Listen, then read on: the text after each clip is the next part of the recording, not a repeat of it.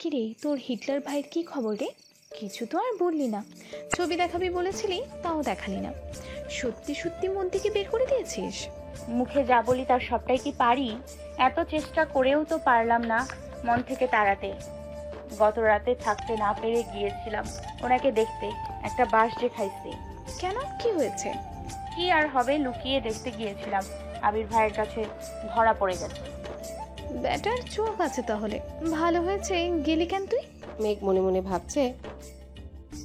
বন্যার মেঘের একটাই সিদ্ধান্ত, ভার্সিটি ভর্তির আগে কোনো প্রকার প্রেম, বন্ধুত্ব, ক্রাশ কিছুই খাওয়া যাবে না। কোচিংয়ে নতুন কারোর সাথে কথাই বলে না। মেঘ আগে আসলে বন্যার জন্য সিট রাখে, বন্যা আগে আসলে মেঘের জন্য সিট রাখে। বিষয়টা অনেকটা হাই স্কুল জীবনের মতো।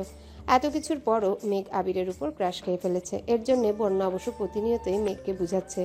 স্যার চলে আসছেন এতক্ষণে। পরীক্ষা শুরু হলো যথারীতি। 4টায় পরীক্ষা শেষ করে দুই বান্ধবী হাতে হাত ধরে বের হয়েছে। আশেপাশে মেঘদের গাড়ি নেই, তাই রাস্তার পাশে দাঁড়িয়ে ড্রাইভার আঙ্কেলকে ফোন দিবে ভাবলো। হঠাৎ বাইক নিয়ে আবির হাজির হলো। হেলমেট পরা, সাদা শার্ট, কালো প্যান্ট, কালো শু, হাতে কালো ফিতার ঘড়ি, শার্টের বোতামের ফাঁকে সানগ্লাস ঝুলানো। মেঘের দিকে তাকিয়ে উচ্চস্বরে ডাকলো, মেঘ। মেঘ আর বন্যা দুজনেই ডাক শুনে তাকিয়েছে। মেঘ এক পলক তাকাতে চিনতে পারলো এটা তার আবির ভাই। আবারও নতুন করে ক্রাশ খেলো। সে মনে মনে ভাবছে, কিন্তু উনি এখানে কেন? উনি কি আমায় নিতে এসছেন? ওই সেদিন তো মিম আর আদিকে ধমকে বলল কাউকে বাইকে উঠাবে না, তার মানে আমাকেও নিশ্চয়ই উঠাবে না। না ওঠাক, ওনার বাইকে উঠতে আমার বইয়ে গেছে। কিন্তু উনি আসলো কেন? আল্লাহ জানেন কোন পাপের শাস্তি দিতে এখানে এসছে। আল্লাহ বাঁচাও। এসব হাবিজাবি ভাবনায় ব্যস্ত মেঘ। এদিকে বন্যা মেঘের হাত চাপটে ধরে আছে। আবির মেঘের দিকে খানিকক্ষণ সুস্থির বনে তাকিয়ে আছে, হয়তো মেঘের অভিব্যক্তি বোঝার চেষ্টা করছিল। এবার হেলমেট খুলে মেঘের দিকে চোখ রাঙিয়ে তাকিয়ে বলল, ওঠ। মেঘ তো ঘুরে আছে, আনমনে হাবিজাবি ভাবনায় ব্যস্ত। আবিরের কথা কানেই গেল না। বন্যাও মনোযোগ দিয়ে দেখছে ছেলেটাকে।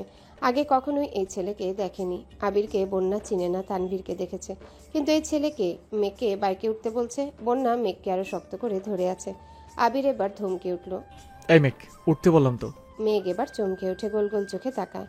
পরপর দুবার জোরে জোরে শ্বাস নিয়ে নিজেকে কিছুটা স্বাভাবিক করে। তারপর বন্যার দিকে তাকিয়ে বিড়বিড় করে বলল, উনি আবির ভাই? তৎক্ষণাৎ বন্যা মেঘের হাত ছেড়ে দিল। হয়তো আবিরের চোখ মুখ দেখে ভয় পেয়েছে। মেঘ কয়েক পা এগিয়ে আবিরের কাছাকাছি এসে দাঁড়িয়েছে। ততক্ষণে আবির বাইক থেকে নেমে দাঁড়িয়ে পড়েছেন। আবির উদ্বিগ্ন কণ্ঠে মেঘকে বললেন, এই তুই কি কিছু খাস?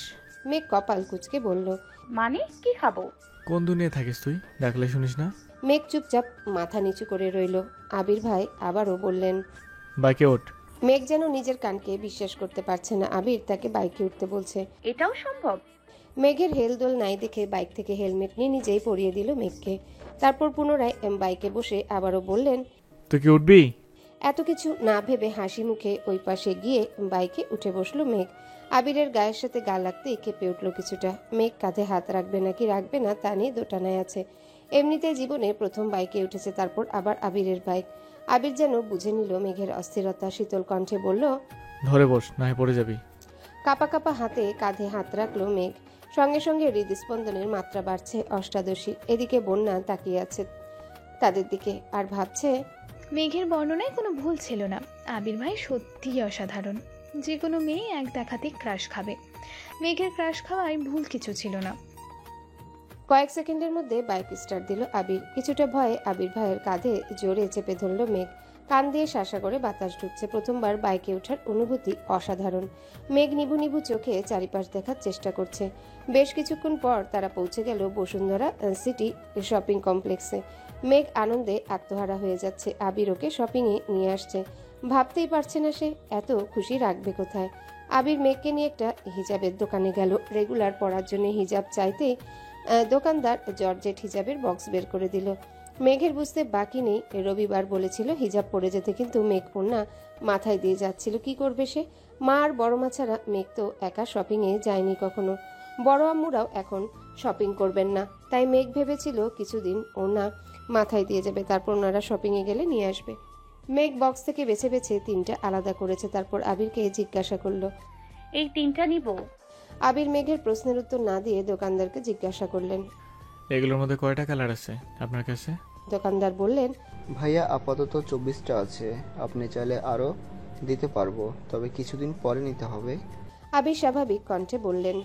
সবচাইতে বড় সাইজের হিজাব 24টা কালারই দেন। আবিরের কথা শুনে মেঘ তড়িৎ বেগে তাকালো আবিরের দিকে। তৎক্ষণাৎ চোখ নামিয়ে শক্ত গলায় বলল, এতগুলো লাগবে না, 3টা হলেই হবে। আবির তীক্ষ্ণ দৃষ্টিতে তাকিয়েছে মেঘের দিকে, কটমট করে বলল। তোকে কিছু জিজ্ঞাসা করছি আমি? ভয়ে সিটিয়ে পড়ল মেঘ, আর কিছু বলার সাহস পেল না, কিন্তু ভেতরে ভেতরে ফুঁসছে। যেখানে তার কোচিং সপ্তাহে 3-4 দিন, 2-3টা এই হিজাব হলেই হয়ে যায়, 24টা নেওয়ার কোনো মানেই হয় না। কিন্তু কিভাবে বুঝাবে হিটলারকে? আবির নিজে পছন্দ করে আরও কয়েকটা পার্টি হিজাবও নিল। মেঘ মাথা নিচু করে মনে মনে শুধু আবিরকে বকেই গেল। আবির শপিং ব্যাগগুলো হাতে নিয়ে মেঘকে বলল। চল। মেঘ মুখের উপর জিজ্ঞাসা করে ফেলেছে। কোথায়? আবির আবারও রাগান্বিত কণ্ঠে কটমট করে বলল। কোথায় যাব কিনা তোকে বলে যাইতে হবে? মেঘের নিজের মাথায় নিজেরই গাট্টা দিতে মন চাচ্ছে। সবসময় আম্মু, বড় আম্মুকে আর বন্যাকে কথার পাল্টা ঝটপট প্রশ্ন করে অভ্যস্ত মেঘ, তাই আবিরকেও তেমনি জিজ্ঞাসা করে ফেলেছে। আবিরের পিছন পিছন একটা জুয়েলার্সের দোকানে ঢুকলো মেঘ। আবির একজনকে জিজ্ঞাসা করলেন, আজকে কি নেওয়া যাবে? লোকটা হাসি মুখে উত্তর দিল। জি ভাইয়া, 2 মিনিট বসুন, আমি বের করে দিচ্ছি। 2 মিনিটের মধ্যে লোকটা পুনরায় প্রশ্ন করলেন। ভাইয়া প্যাকিং করে দিব? আবির তৎক্ষণাৎ বললেন, প্যাকিং লাগবে না, রেডি হলে আমায় দিন। লোকটা একজোড়া নুপুর এগিয়ে দিল আবিরের দিকে। মেঘ উৎসুক জনতার ন্যায় নুপুর দুইটা দেখছে, অনেক মোটার, খুব সুন্দর ডিজাইনের। হঠাৎ আবিরের কাণ্ডে মেঘ কারেন্টের খাম্বার ন্যায় স্তব্ধ হয়ে গেছে। আবির এক হাঁটু ফ্লোরে, আরেকটা পা স্বাভাবিক রেখে নিচে বসেছে, যেভাবে প্রপোজ করে অনেকটা সেভাবে। সহসা মেঘের এক পা নিজের হাঁটুর উপর রেখে একটা নুপুর পরিয়ে দিল। এদিকে মেঘের নিঃশ্বাস বন্ধ হওয়ার অবস্থা, হৃৎপিণ্ড কম্পনের তীব্রতা বুঝতে পেরে মনে হচ্ছে এ যাত্রায় আর বাঁচবে না।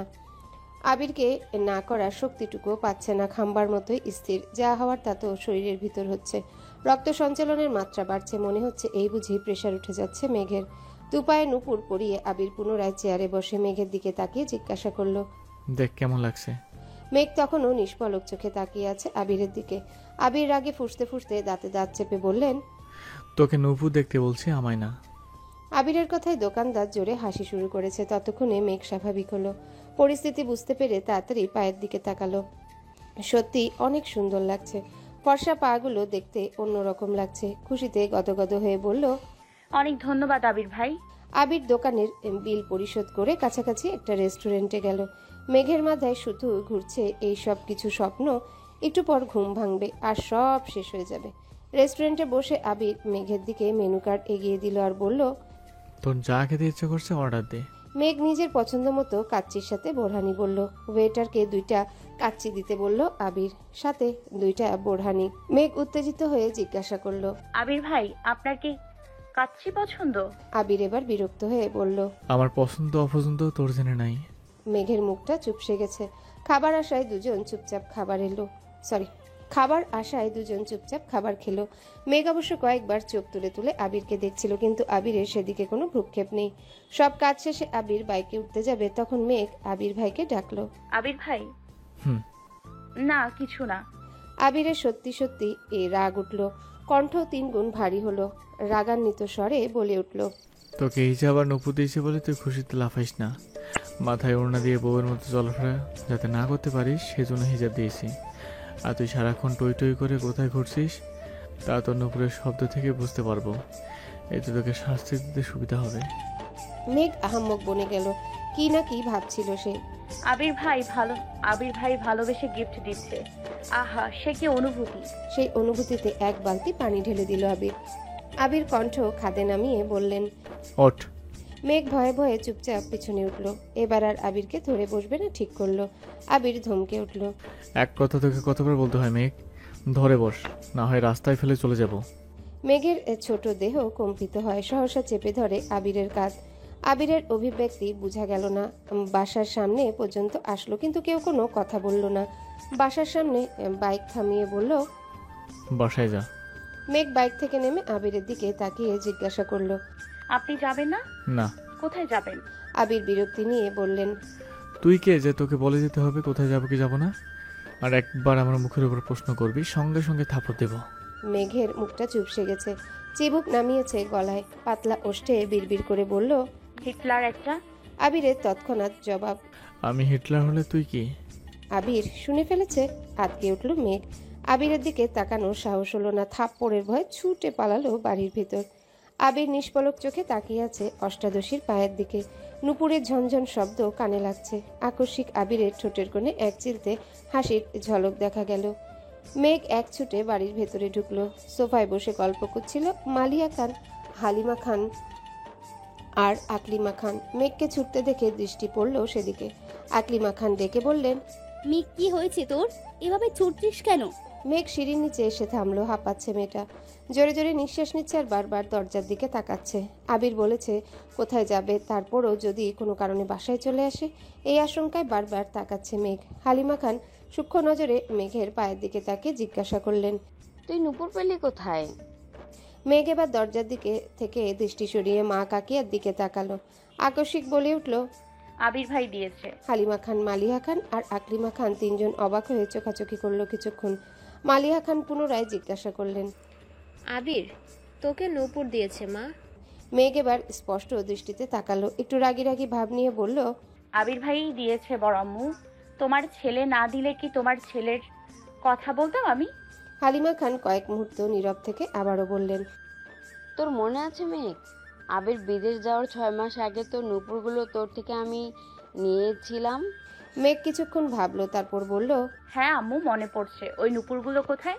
হালিমা খান সহসা উত্তর দিলেন, ওইগুলো তো আমার কাছেই আছে, কিন্তু সেদিন নুপুরগুলো আমি নিজের ইচ্ছেতে নেইনি, আবিরই বলেছিল নিতে। মেঘ চমকে উঠলো মায়ের কথায়, ছুটে এসে বসলো সোফায়। কি হয়েছিল বলো আম্মু, কেন নিয়েছিলে? হালিমা খান একটু ভেবেচিন্তে বললেন, তেমন কিছু না, আবির আমার কাছে এসে বলেছিল তোর পায়ের নুপুরের শব্দ নাকি ওর মাথায় ধরে, ঘুমাইলে তুই দৌড়াদৌড়ি করিস, ঝনঝন করলে ওর মাথা ব্যথা করে, পড়তে পারে না, তাই বলেছিল নুপুর খুলে রেখে দিতে। তাই আমিও আবিরের কথা মতো তোর থেকে নুপুর নিয়ে নিয়েছিলাম। এরপর তুইও আর কখনো চাসনি, আমিও তোকে দেইনি। 2-1 বছর পর মনে হয়েছিল আমার, কিন্তু বের করে দেখি এগুলো তোর লাগবে না, এর জন্য তোর আব্বুকে বলে রাখছিলাম তুই চাইলে তোকে যেন নুপুর বানিয়ে দেয়। তখন তো আবির ছিল না, এজন্যই আজকে তোর পায়ে নুপুর দেখে আমরা অবাক হচ্ছিলাম। মেঘ ভাবনায় পড়ে গেল। ছোটবেলায় আবির ভাই নুপুর খুলতে বললে এখন উনি নিজের হাতে কেন পরিয়ে দিলেন? এখন কি ওনার মাথা ব্যথা ভালো হয়ে গেছে? তৎক্ষণাৎ মনে হলো আবিরের কথা। তাহলে কি সত্যি আমার চালচলন পর্যবেক্ষণ করতেই নুপুরগুলো দিয়েছেন, নাকি ছোটবেলার কথা ভেবে মনটা নরম হয়েছে ওনার? আকলিমা খান হাসি মুখে বলে উঠলেন, ওই সব বাদ দে, শপিং ব্যাগে কি রে মেঘ? মেঘ কাকিয়ার কথায় স্বাভাবিক হয়ে বলল, হিজাব। কেউ আর কিছু বলল না, তারা তাদের আড্ডায় মনোযোগ দিল। মেঘ ও শপিং ব্যাগ নিয়ে সিঁড়িতে উঠে ব্যস্ত হলো। রাতে আর আবিরের সাথে মেঘের দেখা হয়নি। প্রতিদিনের মতো আজকেও সকাল 8টায় অফিসের জন্য রেডি হয়ে খেতে বসেছে আবির। মেঘ ইচ্ছে করেই আজ সেজেগুজে খেতে নামবে ভাবলো। চুল ছাড়া সেগুলো কোমর ছড়িয়ে পড়েছে। মাথায় পিচ্চি বাচ্চার মতো একটা পুতুলের বেল্টও দিয়েছে। কালো জামা পরেছে, সাথে ম্যাচিং কালো ওড়না, ওষ্ঠদয়ে হালকা গোলাপি রঞ্জকও লাগিয়েছে। সিঁড়ি দিয়ে নামছে। আবির এক পলক তাকাতেই স্তব্ধ হয়ে রইল। মেয়েটা এমনিতেই অনেক ফর্সা, তার মধ্যে কালো জামা পরাতে অসম্ভব সুন্দর লাগছে। সাথে চুলগুলো ছাড়া থাকাতে মায়াবন ও বিহারীর মতো লাগছে অষ্টাদশীকে। আবির চোখ সরাতে পারছে না, অবিচলিত আখিতে তাকিয়ে আছে অষ্টাদশীর পানে। হঠাৎ তানভীর ডেকে উঠল, ভাইয়া তুমি কি আজ ফ্রি আছো? মনোযোগ নষ্ট হলো আবিরের। মেঘের দিক থেকে চোখ নামালো। তানভীরের দিকে না তাকিয়েই বলল, কেন? আজকে আমাদের হৌবম্পির জন্মদিন, উনি তোমার কথা বলছিলেন, তুমি দেশে আছো জেনে খুব করে বললেন তুমি যেতে। আবিরের স্বাভাবিক জবাব, কখন যেতে হবে? 6টায়। আচ্ছা ঠিক আছে। মেঘ এতক্ষণে টেবিলের কাছে চলে এসেছে। 3 কর্তায় যেন ঘাড় ফিরিয়ে তাকালো। সকলে এক নজর পায়ের দিকে তাকালো, কিন্তু কেউই তেমন কোনো কথা বলল না। অবশ্য কথা বলারও কিছু নেই। মেয়েদের সাজুগুজুতে বাবা চাচারা নাক গলায় না সচরাচর, বরং তারা চায় বাড়ির মেয়েরা সবসময় হাসি খুশি থাকুক। মেঘ চেয়ার টেনে বসলো আবিরের বিপরীতে। এক পলক তাকালো। আবিরও আজ কালো শার্ট পরেছে। আবির সবসময় সাদা অথবা কালো শার্টই পরে। হঠাৎ কফি কালার বা আসমানি বা হালকা কোনো কালার পরে। শুধু পাঞ্জাবির ক্ষেত্রে ব্যতিক্রম দেখা যায়। ড্রেস মিলে যাওয়াতে মেঘের মাথা নিচু করে মুচকি হাসল। ইকবাল খান তানভীরের দিকে তাকিয়ে জিজ্ঞাসা করলেন, তোদের হবু এমপি আবিরকে কিভাবে চেনে? তানভীরের সহজ সরল উত্তর, আমি একটা প্ল্যান দিয়েছিলাম ওনাকে। প্ল্যান কার্যকর হওয়ায় খুশি হয়ে হবু এমপি বলেছিলেন।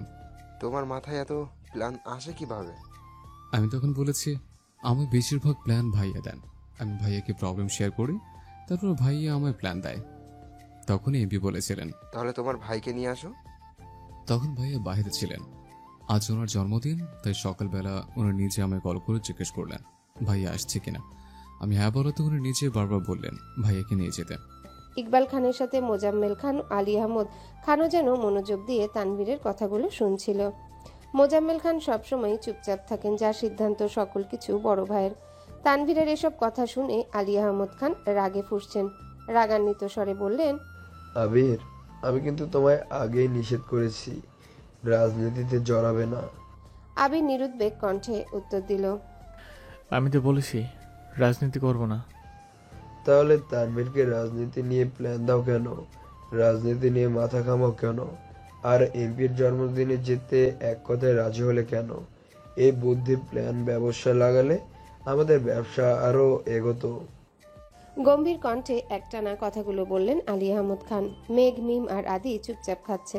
বাবা চাচার কথায় কোনো মনোযোগ নেই তাদের। মেঘ খাচ্ছে আর মিটিমিটি হাসছে, আবার একটু পরপর আবিরের দিকে পিটপিট করে তাকাচ্ছে। আলী আহমদ খানের কথায় আবির খাবারের প্লেট থেকে চোখ তুলে তাকালো, রাশভারী কণ্ঠে বলা শুরু করলো, তোমাদের কয়েক বছর যাবত একটাই সমস্যা, তানভীর কেন রাজনীতি করে। মেইন কথা তোমরা রাজনীতি পছন্দই করো না, কিন্তু আমি মন থেকে চাই তানভীর রাজনীতি করুক, এবং সেটা মাঝপথে ছাড়ার জন্য না। সভাপতি, এমপি, মন্ত্রীর পদে পদে নিজের সাফল্য বয়ে আনুক, এবং আমার বিশ্বাস আমার ভাই সফল হবে ইনশাআল্লাহ। কয়েক সেকেন্ড থেমে আবারও বলা শুরু করলো, হ্যালো বন্ধুরা, পরবর্তী পার্ট খুব তাড়াতাড়ি আসবে, তো সবাই অপেক্ষায় থাকো।